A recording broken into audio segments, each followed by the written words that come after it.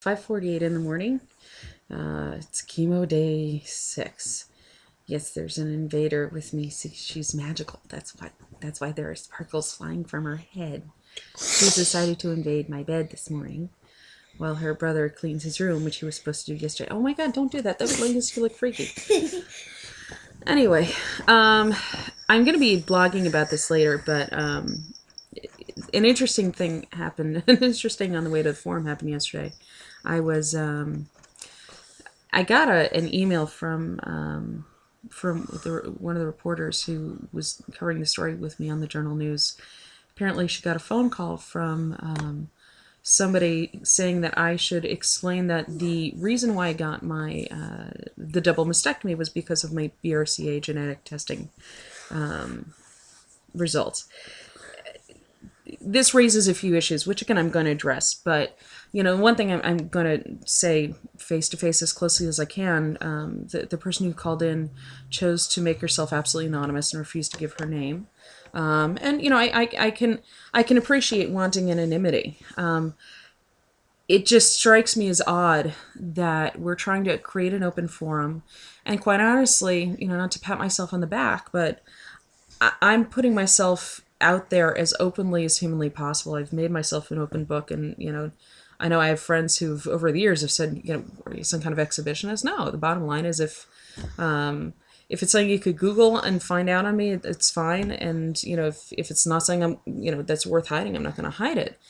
But anybody who's been following my blog, reading, watching my videos, knows me, certainly who would know enough that I actually have had the BRCA positive gene, knows that it's not a secret. It's not something that was hiding.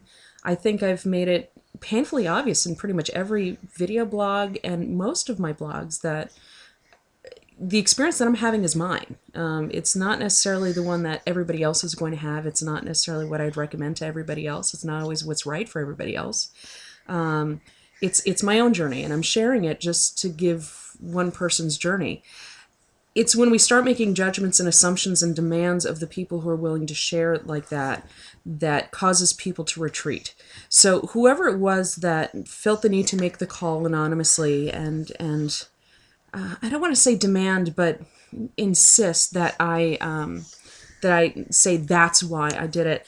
I encourage you to think twice for two reasons. First off, again, if you've been following my blog, if you've been following my story enough to know that answer, or know that that may have been a factor, that tells me that you know me well enough to know that all it would have taken even is just an email or a comment, or just kind of a hey, FY, did you forget to mention this, or why. I don't think I make myself that difficult to communicate with, unless you're somebody that I absolutely hate. But you also have to realize that the person who's revealing their story in a public way, it's up to them to reveal it. And, it's just like outing somebody who's gay. If you forcibly out them out of the closet, they're going to retreat or they're going to react. And it's going to scare off other people from doing the same. Because then, of course, by coming publicly with a story, I guess you subject yourself to some scrutiny. But I think you also kind of, hi, Ro. You also expect a little bit more, I don't want to say respect, but consideration with the fact that you're revealing a story. They've seen Rousey, and he's doing bad things to my bear. Stop doing that to my teddy bear. I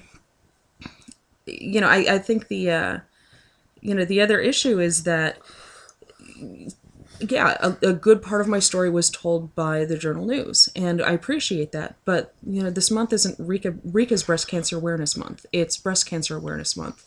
And I'm telling my personal story as part of the bigger narrative, I didn't want the Battling Breast Cancer blog or the Journal News stories to be the Rika Horse and Pony Show.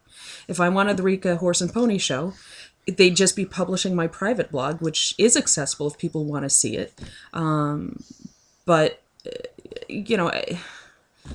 Anyway, so whoever it was that wrote the blog, or who called into the Journal News, again, I encourage you, just open the conversation. Ask me the question. I'm absolutely open to answering the questions and responding. But I also ask that, especially in the future, first off, if you're somebody who genuinely knows me, who's part of my circle, you should know all that it would take is a tweet. I wouldn't be offended if you just said, hey, by the way, did you neglect to mention this, or was there a reason? Because you know what, there may have been a reason why Linda didn't include it in the story. It was included in part of the interview. It may have just been an editorial thing. But the other thing is, you know, again, I wanted to stay on the topics. Eventually, I was going to retell my story for the Journal News. I just didn't feel like it was necessary right now because there were other stories being published by the Journal News and some other topics like that TSA incident that was being passed around online that I felt were more relevant to everybody else instead of just me. So yeah, I'm going to talk about why I made the decisions that I did. And I've already talked about the fact that my cancer journey is my own and isn't necessarily what everybody else is going to experience. So, but again, I encourage anybody out there who is wondering why I personally haven't said this, or who may want to know why, instead of being afraid to directly speak to the person who's fighting the cancer battle, especially if they've made themselves open to the conversation, just ask.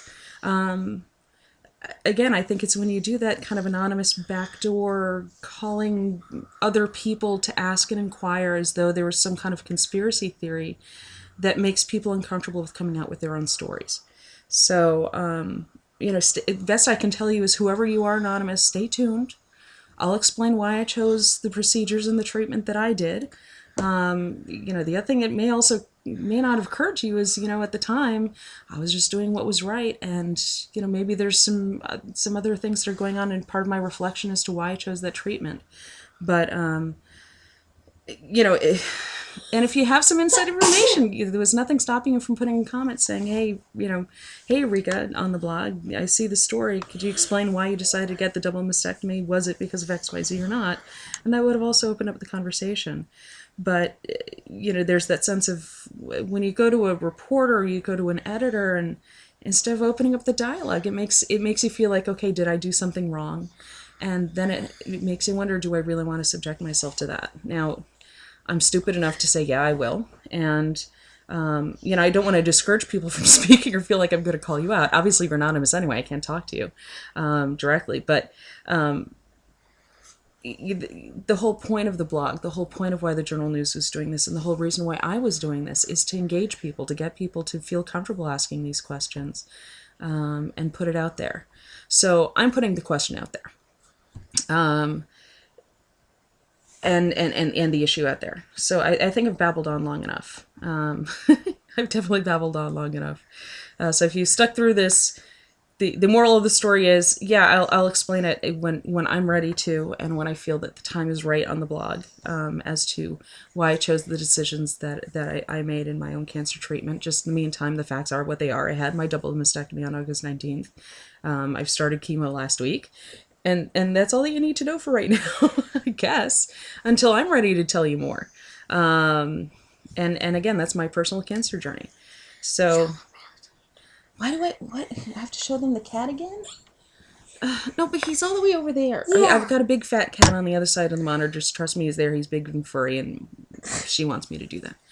Anyway, so happy sparkly fairy dust from the squeaker and the cat. Bye. And my mouth.